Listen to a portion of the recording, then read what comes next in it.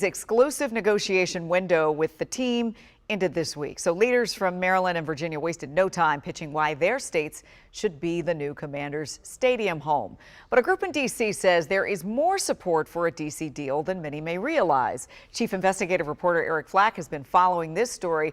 And I know you spoke with the group's leaders a few hours ago. They say they have knocked on thousands of doors. What have they learned? Yeah, 5,000 doors to be exact, part of a door-to-door campaign to bring together voices of stadium support.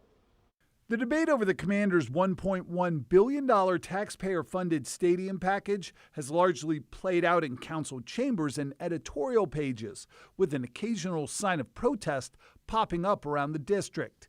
Now a grassroots group called RFK Now wants to change that, asking residents to put up yard signs showing their support for the stadium plan, as well as touting a new poll the group commissioned by Hart Research in D.C. Of the 500 people surveyed, 65% of D.C. voters backed the deal, with 44% strongly supporting the proposal. Only 23% opposed the deal, despite the $1.1 billion taxpayer investment. Tiffany Tate is a small business owner and co-chair of RFK Now. It is about what that does for DC and its residents. So we're talking economic development, vitality, people having jobs, people having affordable housing. It's bigger than the stadium. It's basically what the stadium could do for DC and its residents. The poll also shows broad stadium support across demographics. 72% of black voters and 60% of white voters backed the stadium proposal, according to the poll. Men supported at 71%, while support among women is at 59%.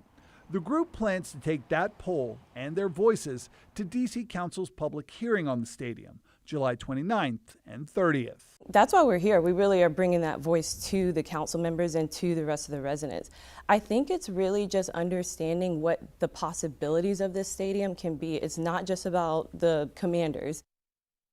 Now, Tate told me she's not even a sports fan and really doesn't care much about the Commanders. That's part of the group's messaging to make this conversation about more than just sports, to refute those who argue this huge taxpayer investment is simply too much money to spend on a sports stadium. They want people to visit their website to learn more and to reach out to DC council members.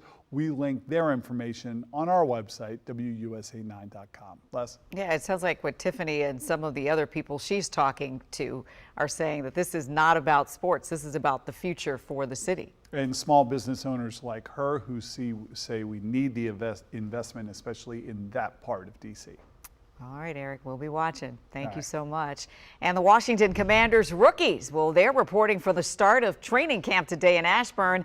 The vets will join them on Tuesday. And as part of the official television partners of this team, we'll be there for every moment of the action. Our Camp Commanders coverage starts next Wednesday, July 23rd. We'll talk about some of the big differences we're expecting at camp this year, coming up at 6 o'clock.